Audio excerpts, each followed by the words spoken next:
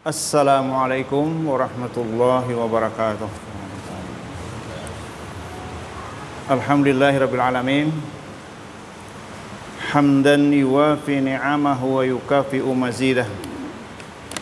Ya Rabbana lakal hamdu kama yanbaghi li jalali wajhika wa 'azimi sultanik. Asyhadu an la ilaha illallah wa asyhadu anna Muhammadar Rasulullah. Allahumma salli ala Muhammad wa ala alihi wa ala ali Muhammad kama sallaita ala Ibrahim kama sallaita ala ali Ibrahim wa barik ala Muhammad wa ala ali Muhammad kama barakta ala Ibrahim fil alamin innaka Hamidum Majid. Allahumma rabbana shrah lana sudurana wa yassir lana umurana wa arinal haqqa haqqa warzuqna ittiba'ah wa arinal batila batila warzuqna ijtinabah wa alhiqna bis solihin wa aghnina bil ilmi wa zayyinna bil hilmi wa akrimna bit taqwa wa jammilna bil afiyah. Amin. Alhamdulillah, kita sampaikan puji dan syukur kepada Allah. Kita telah melaksanakan kefarduan kita berjamaah kepada Nabi kita Muhammad sallallahu alaihi wasallam beserta keluarga, sahabat dan pengikut-pengikutnya. Marilah kita bersalawat. Allahumma salli ala Muhammad. Semoga salawat dan salam juga tercurah kepada keluarga, sahabat dan pengikut-pengikutnya ila yaumil mi'ad. Amin. Bapak-bapak, para guru agama, alim ulama, pembina, pengurus takmir Masjid Asy-Syifa Rumah Sakit Islam Banjarmasin. Kajian kita membacakan surah Yasin. Amalan kita membaca surah Yasin. Surah Yasin dalam Al-Quran membaca sendirian atau dipimpin berjamaah ketika ada keperluan mendesak. Lalu cari surah Yasin. Atau dengan maksud menghadiahkan pahala, keutamaan membaca surah Yasin.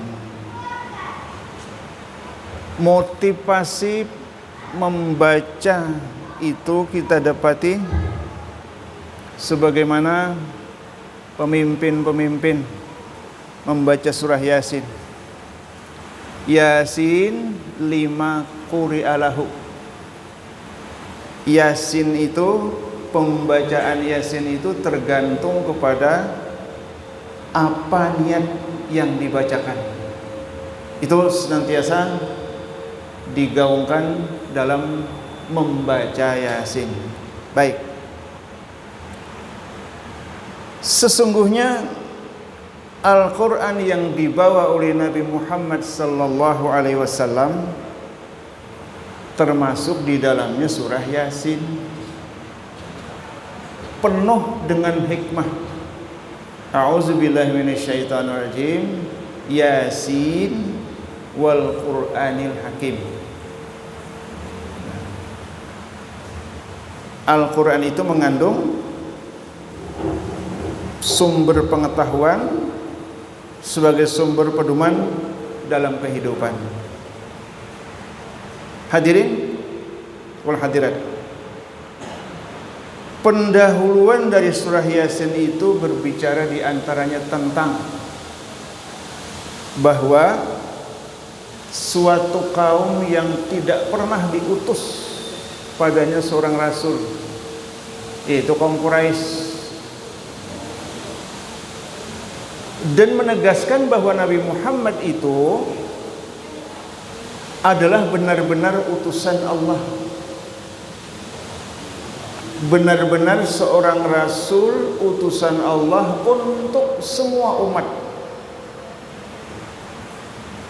Tidak hanya rasul terdahulu hanya untuk satu umat,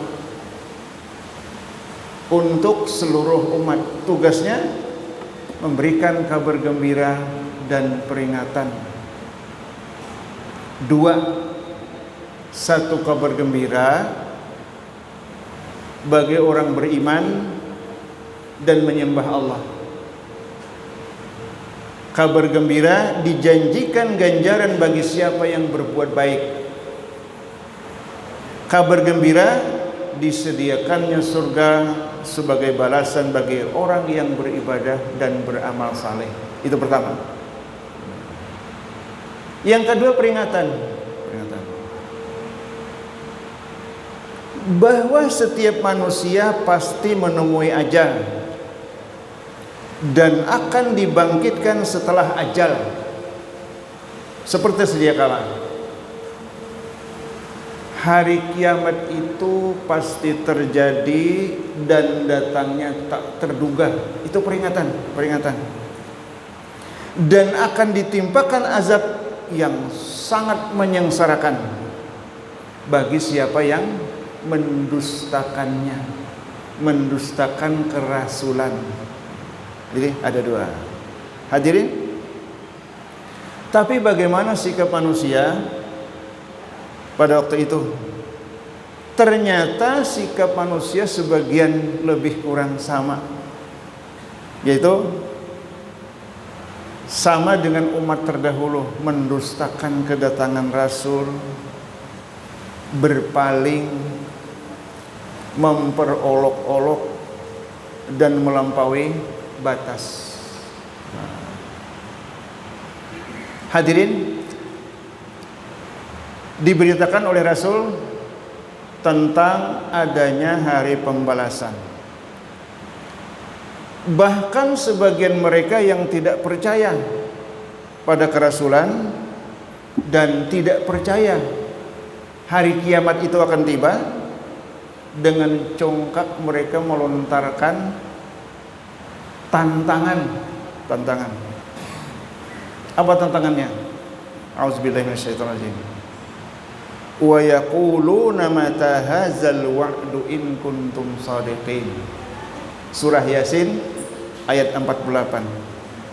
Wa yaquluna, orang kafir itu berkata, kapan janji hari berbangkit itu akan terjadi? Kalau benar, buktikan. Mata hadzal wa'du in kuntum shadiqin. Buktikan jika kalian orang-orang yang benar. Tantangan bahwa mereka tidak percaya akan hari berbangkit. Hadirin rahimakumullah, dikisahkan dalam ayat surah Yasin berikutnya, ketika hari kiamat itu terjadi, yang dahulu mendustakan kerasulan dan yang mempercayai di akhirat tidak ada perhitungan, tidak ada hisab. Misal, ada segelintir kaum pada waktu dakwah Rasul itu yang percaya kepada adanya hari kiamat, tapi tidak percaya adanya hisab. Kenapa? Karena adalah ditebus oleh seorang penebus dosa. Itu sekelompok manusia. Baik, kita kembali kepada orang-orang Quraisy yang tidak percaya, tidak mengakui adanya hari kiamat itu. Qalu ya wailana man ba'asana mim marqadina haza ma wa'adar rahmanu wa sadaqal mursalun. Setelah dibangkitkan pada hari kiamat, ternyata Allah menjadikan kematian itu seperti kemarin. Orang yang mati sudah beribu-ribu tahun yang silam. Perasaan kita, lawasnya Bang. Ternyata orang yang mati sudah beribu-ribu tahun yang silam menurut hitungan manusia, itu dijadikan Allah seperti bermimpi, seperti bangun tidur, seperti kemarin sore. Qalu ya wailana hadza man ba'asana mim marqadina. Aduhai, celaka kita. Siapa yang membangkitkan kami dari tempat tidur kami? Hanya guring. Lalu haza ma wa'adar rahman. Inikah yang dijanjikan oleh yang Maha Rahman Kalau begitu benar perkataan Rasul. Rasul dulu memberitahukan bahwa kiamat akan terjadi. Surah Yasin ayat 52. Jadi kematian yang dijalani oleh manusia itu semua pasti mati, berapapun lamanya. Manusia yang hidup di dunia menghitung, karena di alam barzah itu tidak ada lagi matahari 1 kali 24 jam yang ada di dunia. Begitu mereka disimpan di alam barzah, lalu dibangkitkan, asa hanya rasa malam, baru sadar dari mimpi-mimpi. Hadirin, bantahan mereka dulu terhadap hari berbangkit, tidak adanya hari berbangkit, atas dasar pengalaman bahwa kematian itu adalah hancurnya badan, tulang belulang, lebur jadi tanah. Qala may yuhyil 'izama wa hiya ramim. Keyakinan mereka adalah tulang belulang, kulit hancur dalam tanah. Lalu qala, mereka berkata, siapakah yang menghidupkan tulang belulang yang telah hancur? Saking tidak percayanya kepada adanya hari kiamat. Siapa? Allah yang Maha Kuasa mematikan dan menghidupkan kembali, seperti Allah menghidupkan tanah yang mati. Ini satu bagian. Tidak percaya kepada kematian dan dihidupkan kembali, tapi pengalaman bahwa kematian itu adalah hancur luluhnya tulang belulang dalam tanah. Hadirin,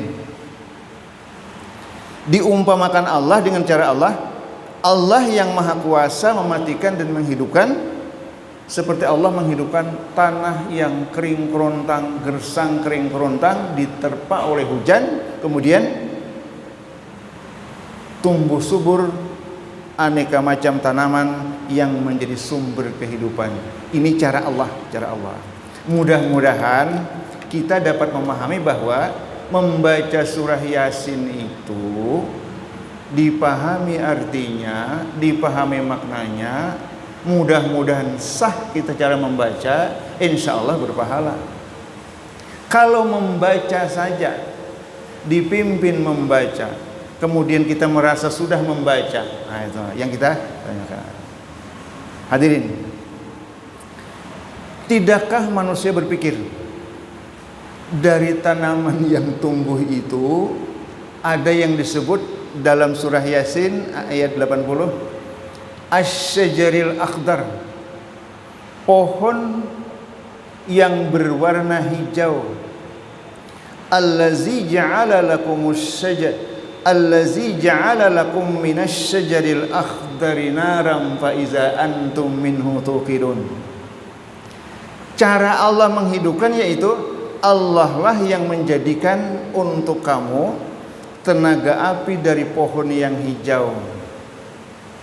Hadirin, dalam pohon yang hijau itu terdapat plasma tumbuh-tumbuhan yang terdapat pada zat pembawa warna yang dikenal dengan nama klorofil, yang berarti zat hijau daun, warnanya kuning, merah, jingga dan hijau, yang penting hijau. Kalau di kampung dahulu bertetangguhan, dicabutnya pohon katuk disimpan ke belakang. Nangguhina, batangnya hijau, dahannya hijau, daunnya hijau, pelepahnya hijau, buahnya hijau, pucuknya hijau. Bila kada dapat katulahannya, katuk. Nah, itu katuk. Itu secara sederhana, dengan bantuan sinar matahari, tumbuhan yang berwarna hijau itu menyimpan tenaga matahari berupa oksigen yang kita hirup bernapas setiap hari. Maka kalau kita bernapas, tarik napas, waktu belajar di sekolahan ilmu tumbuh-tumbuhan, tarik napas yang dalam, guru berhitung 1, 2, 3, 4, 10, bungkas. Tarik lagi, napas. Memberi makan jantung dan paru-paru. Hadirin, memberi asupan kepada jantung dan paru-paru. Manusia terus hidup berkat adanya daun yang berwarna hijau. Manakala manusia tidak mampu lagi menghirup oksigen, seperti daun-daun tua yang berguguran ke bumi, begitulah cara Allah. Ini diceritakan dalam Al-Quran surah Yasin. Begitulah cara Allah menghidupkan manusia dengan menghidupkan tumbuh-tumbuhan. Adapun daun yang mati yang dinyalakan tampak berbeda warna apinya, berbeda warna apinya dibanding dengan daun hijau yang masih dikeringkan. Kita kumpulkan daun yang gugur, kita pilah dengan daun yang kita tebang, kering, sama-sama kita bakar, ternyata beda. Begitulah sebagian cara Allah yang kita baca dari sebagian ayat surah Yasin, mematikan dan menghidupkan. Ini memahami bacaan-bacaan surah Yasin agar kita berpahala dalam membaca. Barangkali bagian yang terakhir, begitulah kebiasaan kita rutin. Seumur zaman kita hanya membaca surah Yasin, membaca saja, tapi belum tentu menjadi pengamal, apalagi berpahala, apalagi menghadiahkan pahala, karena tidak berusaha menghayati apa yang dikandung oleh surah Yasin. Oleh karena itu, tidak berarti ini untuk menghentikan. Mari kita samping membaca, marilah kita mempelajari. Bacaannya sudah benarkah? Membaca setiap minggu, ya, dengan kebiasaan. Ada tokoh pemimpin membaca awal kemudian akhir. Ilaihi turja'un. Hadirin, mari kita jadikan bahasa Al-Quran ini sebagai perlahan-lahan sebagai bahasa kita dalam berdialog kepada Allah, pemilik segala bahasa, tidak menjadi pembaca saja. Lalu ini ada, jika benar kabar yang kita terima, mudah-mudahan benar, ini perkiraan, bahwa kebutuhan manusia bernapas menghirup oksigen mencapai 2.880 liter per hari. Bujur kada? Umpama bujur 2.880 liter sehari.